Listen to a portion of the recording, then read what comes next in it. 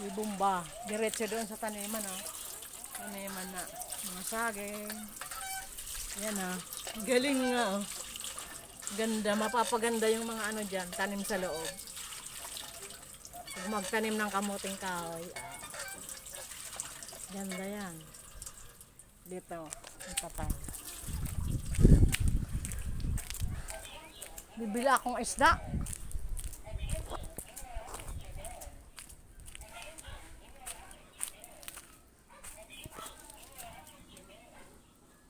Ano?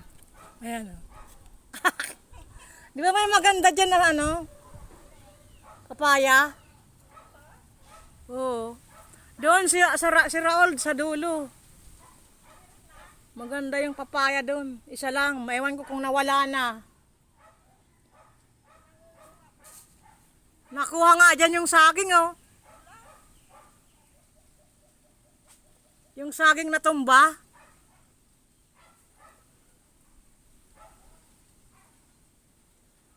Nikuha na. Mangunguha naman nga ako dyan kamuting kahoy, dahon. Oo. Inaano ko lang, pinipitas.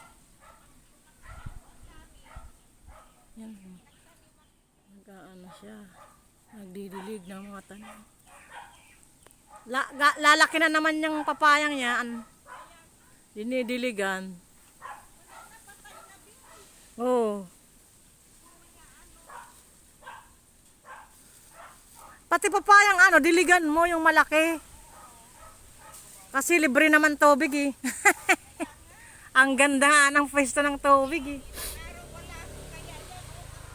Ah, umalis ka?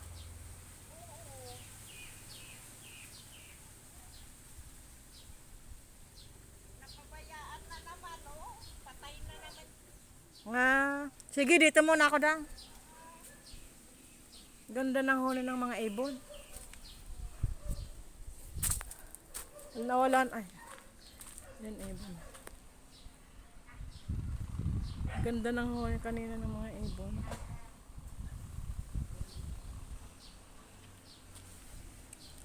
Nagsisikantahan.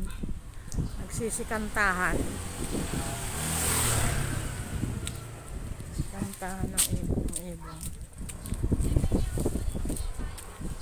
Ha? Sige, kuha ka lang. Tara, kuha tayo. Wala. Tara, kuha tayo. Binibidyo. Kasi ako eh, bumili din ako sa yote. Ah. Kuha ka na. Kuha tayo ng papaya. Ayun nga, pwede na yan.